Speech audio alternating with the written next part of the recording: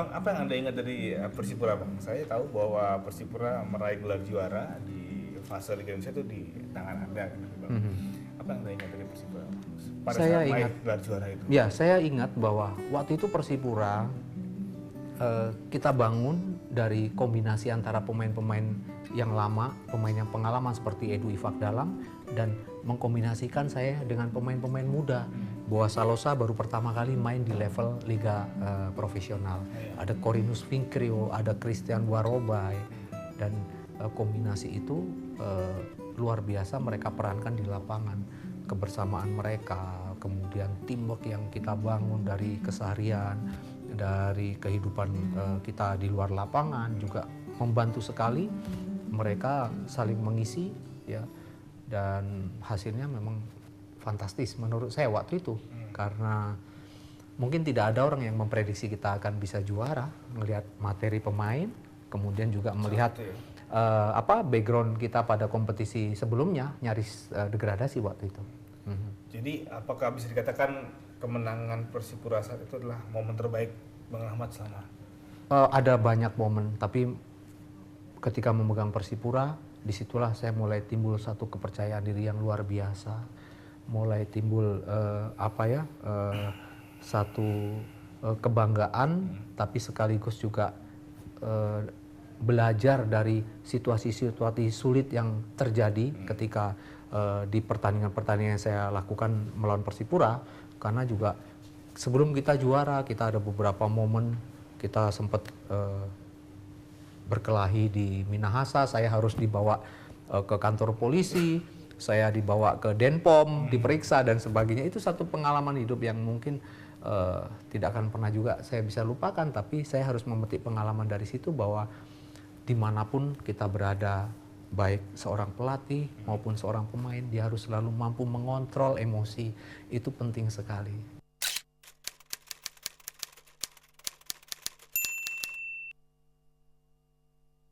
Hal-hal seperti itulah saya belajar. Dan saat akhirnya pulang dengan dua piala ke Jayapura, gimana sambutnya, Bang? Sama, itu luar biasa. Begitu pesawat landing di Sentani, area bandara itu kan harusnya steril dari semua penumpang. Mereka tidak bisa dibendung. Semua masyarakat mengelilingi pesawat, dan kita mau turun dari tangga pesawat, orang bilang, Pace tidak boleh kau injak bumi. Jadi digendong kita dari tangga pesawat sampai di ruang VIP. Tadinya mau disambut oleh Pak Gubernur, tapi juga tidak mampu dilaksanakan karena tidak bisa menahan massa. Bahkan ketika pintu ditutup, kaki saya yang digotong dipakai untuk membuka pintu, ya, pintu VIP, sampai kita akhirnya naik kendaraan bak terbuka. Dan jarak dari Sentani ke Jayapura itu kan kalau dalam situasi kondisi normal 50 sampai 1 jam saja.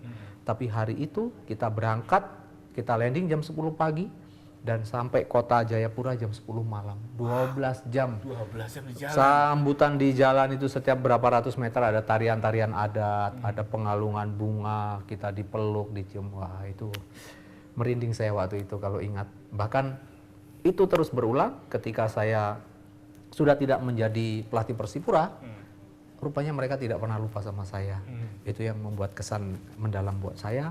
Kalau saya di bandara, kadang-kadang saya bawa koper untuk saya lakukan check-in, mereka sudah, kakak sudah duduk manis saja di dalam, ini urusan Ade punya, gitu. Dia bawa barang, saya tinggal terima boarding pass. Sampai sekarang, ya, itu beberapa kali terjadi, dan itulah orang Papua. Hubungan Bang Rahmat dengan beberapa teman supporter dari berbagai klub sepertinya baik-baik saja, Bang?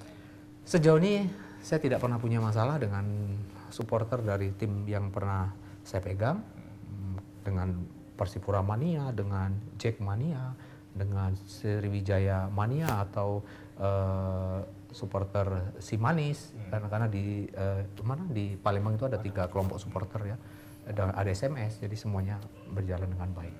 Satu lagi hobi yang saya perhatikan, Abang dari itu hobi yang ngunyah jeruk. Oh iya, ayo apa istimewanya, Bang? Istimewanya, Bang. Ini jeruk santang, lucunya nih jeruk, saya paling seneng nih karena ada rasanya komplit. Jeruk itu biasanya identik ada asemnya. Ini ada manis, ada asam, Dan ini lucunya Santang ini selalu hadir ketika udah menjelang Xinjia. Setelah 3 bulan ini nggak ada lagi gitu. Makanya setiap begitu jelang Xinjia saya ada jeruk santang, saya nggak pernah ada, setiap hari pasti ada jeruk ini. Berarti ini bisa dikatakan hobi mahal nih Bang, karena cuma ada setahun sekali Bang. Iya, walaupun jeruknya murah ya. Walaupun jeruknya murah, tapi oke, saya suka. Kalau lagi katakanlah, saya nggak tahu apakah Abang pernah stres apa tidak begitu ya kan ya. Apa pernah lari ke makanan gitu, punya makanan favorit yang harus disantap kalau lagi stres atau mungkin kalau lagi happy ingin merayakan sesuatu gitu? Saya hobinya juga salah satunya kuliner. Saya kalau hari Sabtu Minggu libur, saya ada kesempatan ke Bandung, saya ke Bandung. Saya ada banyak tempat favorit untuk makan di sana, mulai dari bebek, mulai dari mie, mulai dari masakan Sunda. Ya. Saya punya langganan di sana. Juga di Jakarta beberapa tempat. Dulu saya selalu 1 minggu 1 kali saya pergi ke Roxy untuk makan soto Betawi. Saya suka. Sudah ada beberapa tempat khusus gitu ya? Ya, saya memang hobi saya kuliner.